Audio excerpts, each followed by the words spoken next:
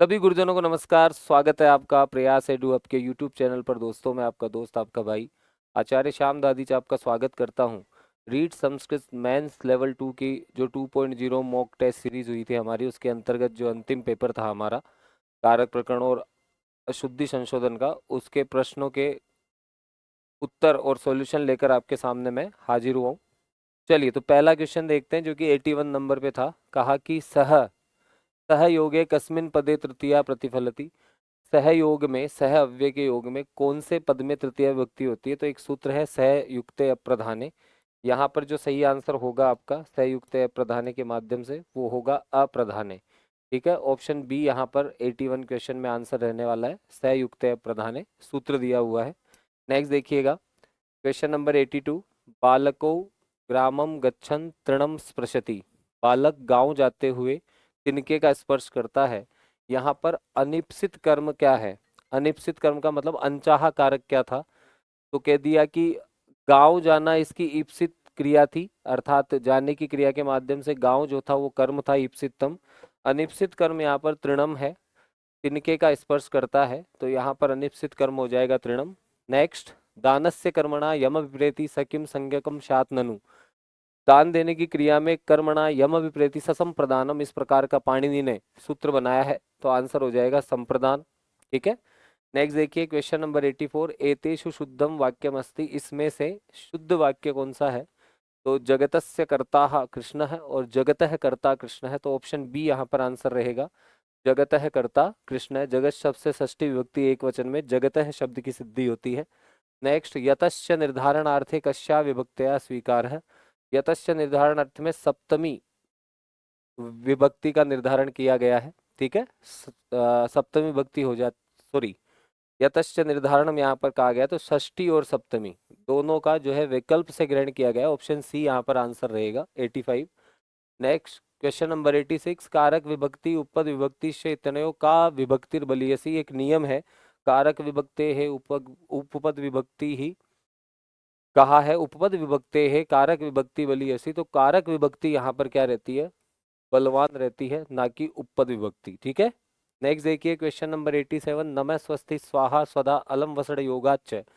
इस सूत्र से चतुर्थी विभक्ति होती है नमः अव्यय के योग में। स्वस्ति, स्वाहा, स्वधा, अलम और वसठ इस प्रकार के जो अव्यय होते हैं, इनके योग में चतुर्थी विभक्ति इस सूत्र के द्वारा बताई गई है। नेक्स्ट, एतेषु शुद्धम वाक्यम अस्ति। जना गृहमध्यासन्ते। जनाः गृहमध्यासन्ति। जन गृहमध्यासते। जनाः गृहेषु अध्यासन्ते। देखिए, अधि उपसर्ग पूर्वक जो आस धातु है उसके माध्यम से यहाँ पर रूप बना है। तो जनः जनौ जनाः, जनः जनौ जनाः इस प्रकार से रूप बनते हैं। तो अध्यास्ते इस प्रकार का रूप बनता है, अध्यासन्ते इस प्रकार का रूप बनेगा।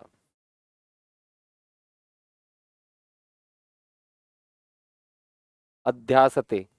ठीक है, जनः गृहम अध्यासते, ऑप्शन सी। ठीक है, हाँ जी।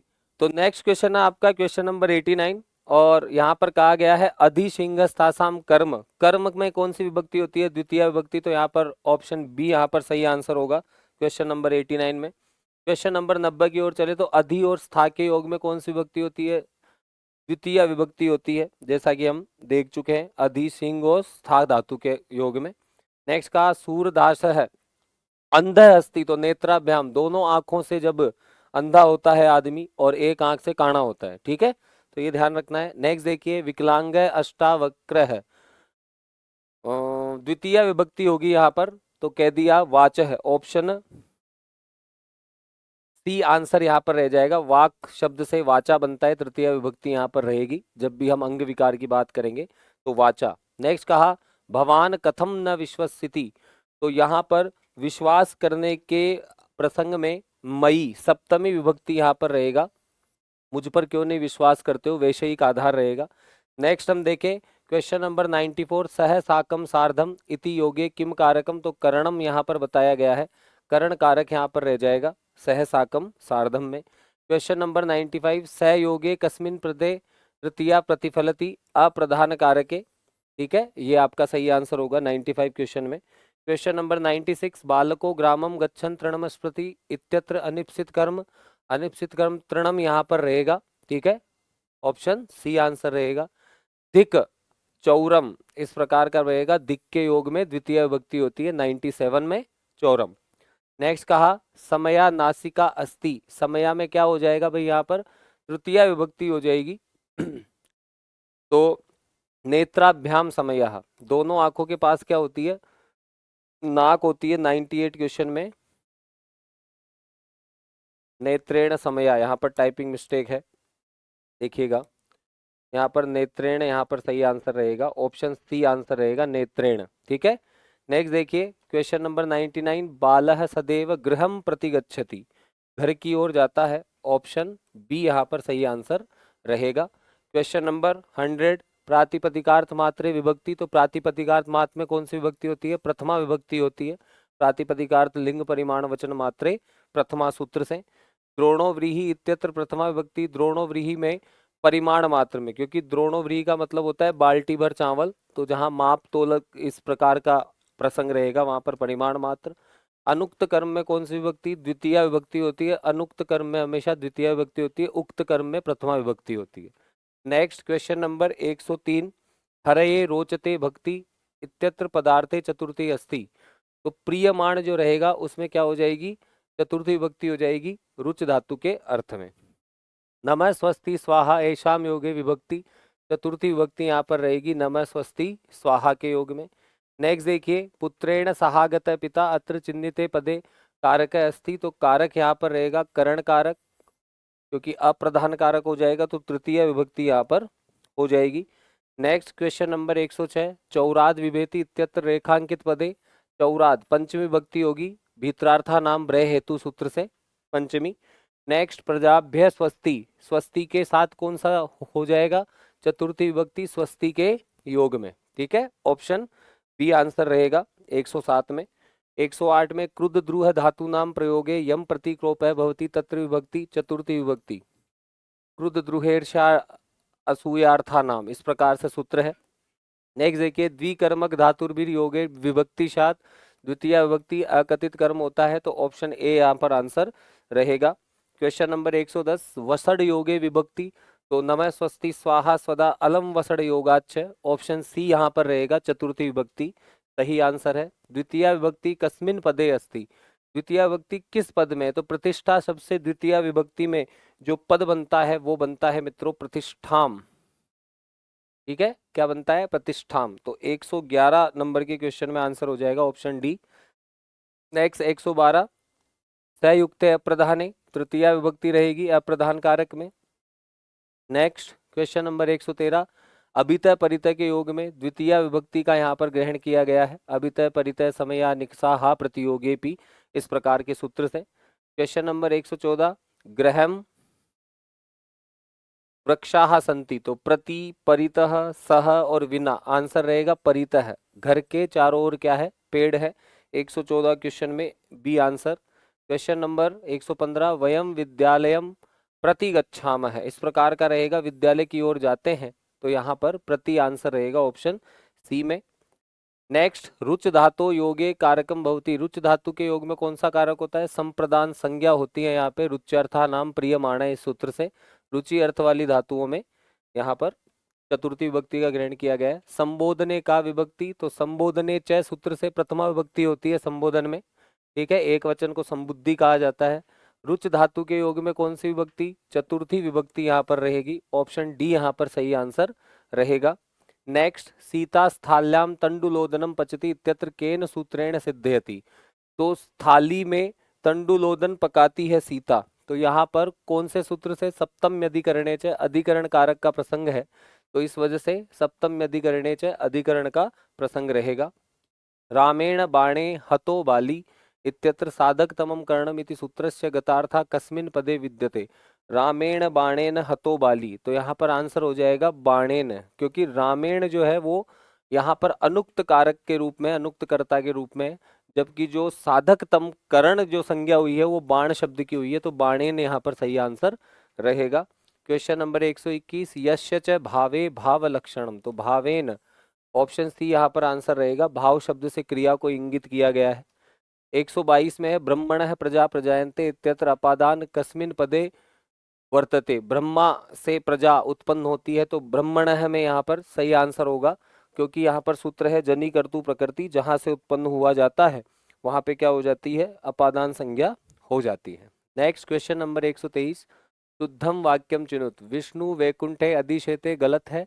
विष्णु वैकुंठम अधिशेते, ये सही आंसर होगा। अधि उपसर्ग पूर्वक जो शींग धातु होती है उसके साथ कर्म कारक का प्रयोग किया गया है, ऑप्शन बी। शुद्ध वाक्य चुनिए। अहम त्वम सह च गच्छन्ति, गलत है। अहम त्वम सह च गच्छत, गलत है। अहम त्वम सह च गच्छामि, ये भी गलत है। ऑप्शन सी आंसर रहेगा, क्योंकि तीन कारक है और उत्तम पुरुष का यहाँ पर क्या हो जाएगी, क्रिया हो जाएगी। ऑप्शन सी सही आंसर रहेगा। क्वेश्चन नंबर 125, शुद्ध वाक्य चुनिए। साधु आसने तिष्ठति, ठीक है। साधु आसने अधितिष्ठति, साधु आसनम तिष्ठति और साधुना आसने तिष्ठति। आंसर होगा ऑप्शन ए, साधु आसने तिष्ठति, क्योंकि अधि के साथ तो क्या हो जाता, अधि के साथ द्वितीय विभक्ति आनी चाहिए थी, जो कि नहीं आई है। नेक्स्ट शुद्ध वाक्य चुनिए। विद्वान सर्वत्र पूज्यन्ते, विद्वान सर्वत्र पूज्यते, ठीक है। विद्वान सर्वत्र पूज्यति और विद्वान सर्वत्र पूज्यते। विद्वान शब्द एक वचन का है, तो पूज्यते यहाँ पर सही आंसर रहेगा, ऑप्शन बी। नेक्स्ट शुद्ध वाक्य चुनिए। ग्रामेण परितः वृक्षा, गलत। ग्रामस्य परितः वृक्षा, गलत। ग्रामम परितः वृक्षा, द्वितीय विभक्ति का प्रयोग होगा, ऑप्शन सी यहाँ पर सही आंसर रहेगा, अभितय परितय के योग में द्वितीय। 128 शुद्ध वाक्य चुनिए। भिक्षुकेण वस्त्राणि यच्छति, भिक्षु काय वस्त्राणि यच्छति, ऑप्शन बी सही आंसर रहेगा। दान देने की क्रिया में कर्म के द्वारा जिसको प्रेरित या प्रसन्न किया जाता है उसकी संप्रदान संज्ञा हो जाती है, चतुर्थी विभक्ति रहेगी, भिक्षुकाय यहाँ पर सही आंसर रहेगा। क्वेश्चन नंबर 129, अशुद्धम वाक्यम चुनत। कर्णाभ्याम बधिर है, कानों से बहरा है। पादेन खंज है, पैर से लंगड़ा है।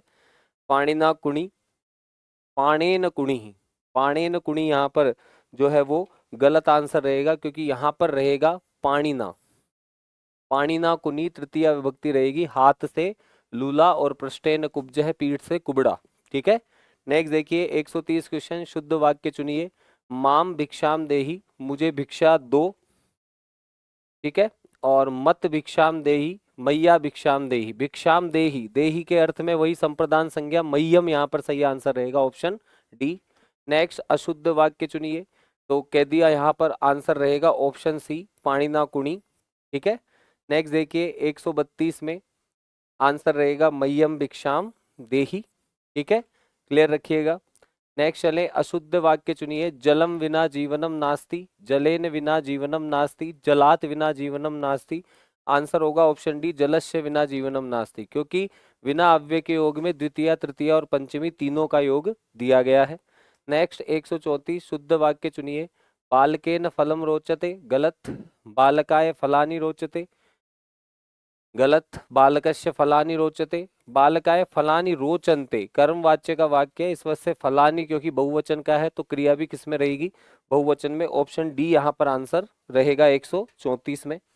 135 क्वेश्चन में देखिए, शुद्ध वाक्य चुनिए। राजा भृत्याय क्रुध्यति, राजा भृत्यई क्रुध्यति, राजा भृत्यई क्रुध्यति और राजा भृत्यस्य क्रुध्यति, इस प्रकार से रूप दिया गया है। तो 135वें क्वेश्चन में शुद्ध वाक्य रहेगा राजा भृत्याय। भृत्य शब्द होता है नौकर के लिए, तो यहाँ पर ऑप्शन ए आंसर रहेगा। नेक्स्ट शुद्ध वाक्य चुनिए। यूयम सत्यम वदेत, गलत। यूयम सत्यम वदेत, ऑप्शन बी यहाँ पर आंसर रहेगा। मध्यम पुरुष का करता है तो मध्यम पुरुष बहुवचन की ही क्रिया रहेगी। नेक्स्ट शुद्ध वाक्य चुनिए। मम प्रतिज्ञा दृढ़तरम, गलत। मम प्रतिज्ञा दृढ़तरः, गलत। मम प्रतिज्ञा दृढ़तरा अस्ति, मेरी प्रतिज्ञा दृढ़तर है।